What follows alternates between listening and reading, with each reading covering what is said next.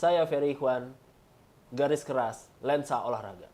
Piala Dunia U20 Indonesia resmi dibatalkan.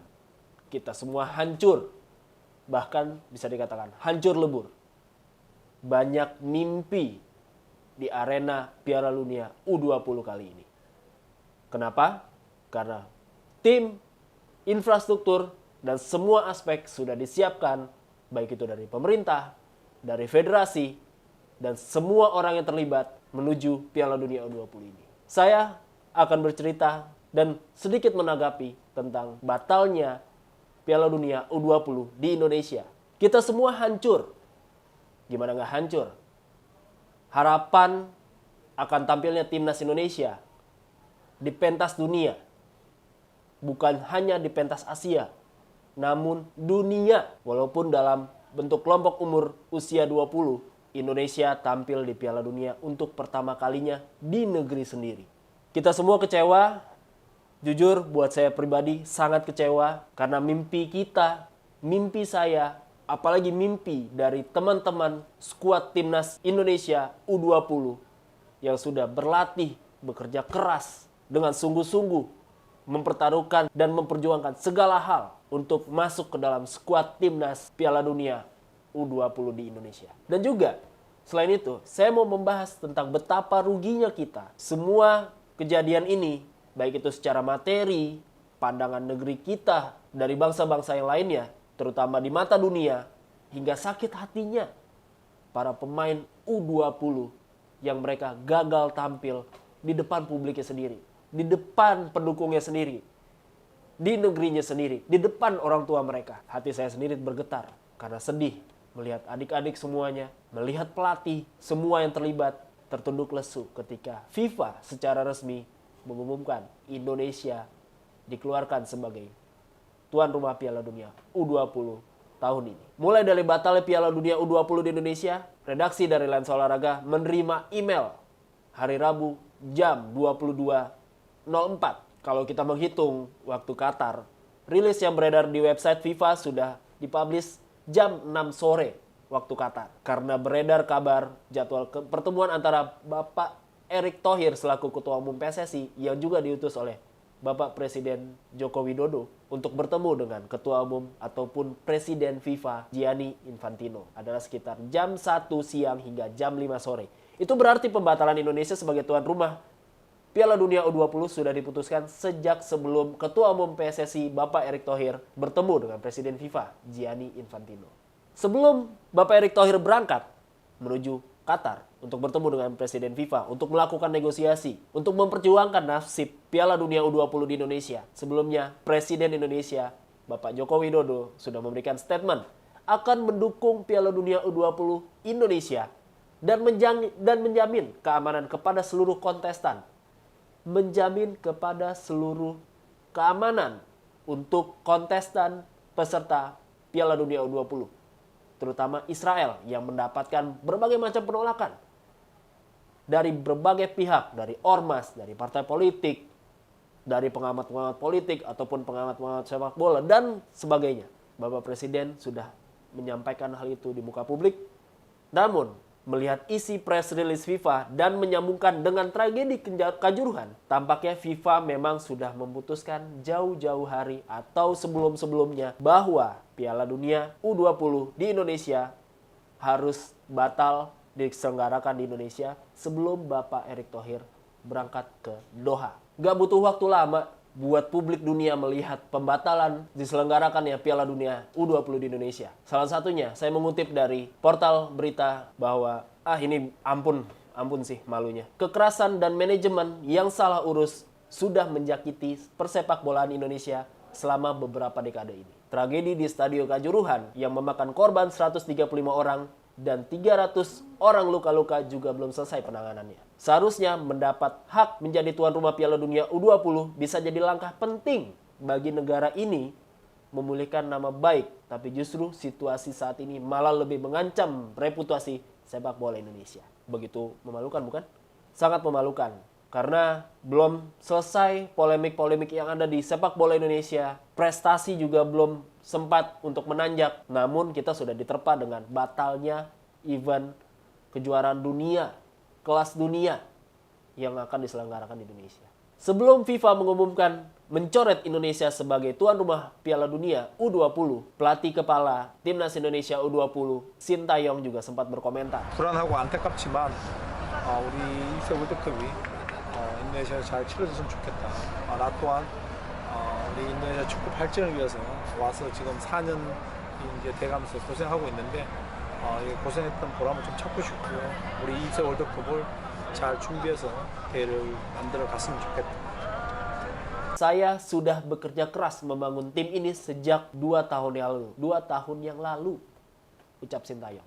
Bukan hanya Sintayong, baik itu pemain, pelatih, bahkan supporter Indonesia juga tak kenal lelah untuk memberikan dukungan kepada timnas Indonesia yang akan berlaga di Piala Dunia U20 kali ini. Harapan besar ada di pundak pemain, namun dukungan besar juga ada di pundak atau akan diberikan seluruh supporter timnas Indonesia. Tentunya kabar buruk yang datang dari Doha, Qatar mendapatkan respon dari berbagai macam pihak. Dan terutama para punggawa timnas Indonesia U20. Mereka bahkan sampai ada yang menangis terseduh-seduh. Bahkan pelatih, asisten pelatih juga memberikan ekspresi yang begitu sedihnya atas harapan atau kesempatan emas yang belum tentu kita peroleh selanjutnya.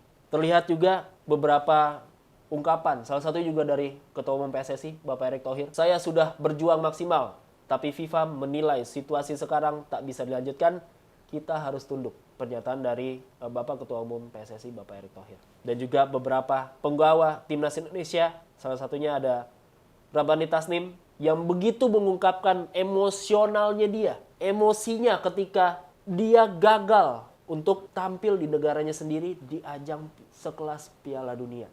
Kalimatnya seperti, terima kasih. Puaskah kalian telah menghancurkan salah satu mimpi besar kami? Entah pengorbanan apa saja yang sudah kami lakukan untuk negara demi ajang ini. Tenaga, waktu, pikiran, keringat, bahkan darah sudah kami kerahkan. Tapi sekejap gagal karena alasan politik bapak-bapak di atas. Itulah yang ditangkap oleh salah satu penggawa timnas Indonesia. Lebih lanjut, sungguh kami kecewa, Pak. Kami tahu ini bukan akhir dari segalanya, tapi sekali lagi, ini mimpi besar kami yang sudah kalian hancurkan. Itulah yang disampaikan oleh Rabbani Tasnim, salah satu penggawa timnas Indonesia U20. Selain itu, ada juga Kapten Timnas Indonesia Senior, yaitu Asnawi, juga berkomentar di Instagramnya, di akun sosial medianya. Abroad agar sepak bola Indonesia dikenal lebih luas, tapi dikasih jalur khusus untuk maju malah menurun. Lebih lanjut lagi, ada striker timnas Indonesia yaitu Hoki Caraka. I don't know what to do after what happened. Wajar ketika mimpi mereka seolah-olah terbangun dari mimpi lalu tidak terjadi apa-apa. Mengingat Piala Dunia U20 lagi, tentunya nggak cuma pengorbanan fisik atau pengorbanan waktu yang diberikan oleh setiap orang yang terlibat di situ. Bukti para pemain, para pelatih, para staf semuanya bekerja keras untuk ajang ini adalah mereka mengikuti training camp di Turki dari 15 Oktober hingga 15 November 2022. Berlanjut lagi training camp di Spanyol 16 November hingga 4 Desember 2022. Sedangkan kalau dari sisi materi, biaya yang dikeluarkan untuk memfasilitasi training camp Indonesia U20, persiapan Piala Dunia U20 mencapai 50,6 miliar. Sedangkan total biaya mencapai 1,4 triliun dengan rincian persiapan pelaksanaan Piala Dunia pada tahun 2020 sebesar 400 miliar. Lalu karena adanya pandemi COVID, persiapan timnas harus dipospon dan juga event Piala Dunia U20 diundur menjadi tahun 2023. Tahun 2022, biaya yang dikeluarkan adalah sebesar 500 miliar untuk persiapan Piala Dunia U20 ini. Serta renovasi stadion sebesar 489 miliar. Jadi total 1,4 triliun seperti menguap tidak jadi apa-apa. Seperti menguap ya. Stadion yang direnovasi tetap menjadi satu. Dan juga akan digunakan nantinya untuk event-event terutama untuk liga. Ataupun juga untuk pertandingan-pertandingan. Namun momen ini apakah bisa diulang? Belum tentu. Belum lagi ada budget soal official soundtrack dan juga video klip Piala Dunia U20 yang berjudul Glorious karya Weird Genius dan dinyanyikan oleh Lyodra Ginting, Tiara Andini, dan Ziva Magnolia. Itu jadi menguap, jadi tidak bisa dikatakan bisa jadi tidak berguna. Namun kerugian itu bukan hanya milik timnas, milik PSSI, milik pemain, kerugian itu juga dialami oleh beberapa klub Liga 1 yang juga harus rela pemainnya dipanggil ketika saat liga sedang bertanding untuk menjalani training camp. Kita tahu ada beberapa konflik atau clash ketika pemanggilan pemain ketika liga sedang berjalan, namun ada training camp. Baik itu training camp jangka pendek ataupun jangka panjang. Tercatat, kita tahu skuad timnas Indonesia diantaranya terdiri dari pemain Persija Jakarta, Persib Bandung, Arema FC, Persebaya Surabaya, Borneo FC, Persis Solo, dan masih banyak lagi. Dan beberapa klub tadi juga rela mengungsi ataupun menggeser kandang mereka untuk menjalani laga kandang di Liga 1.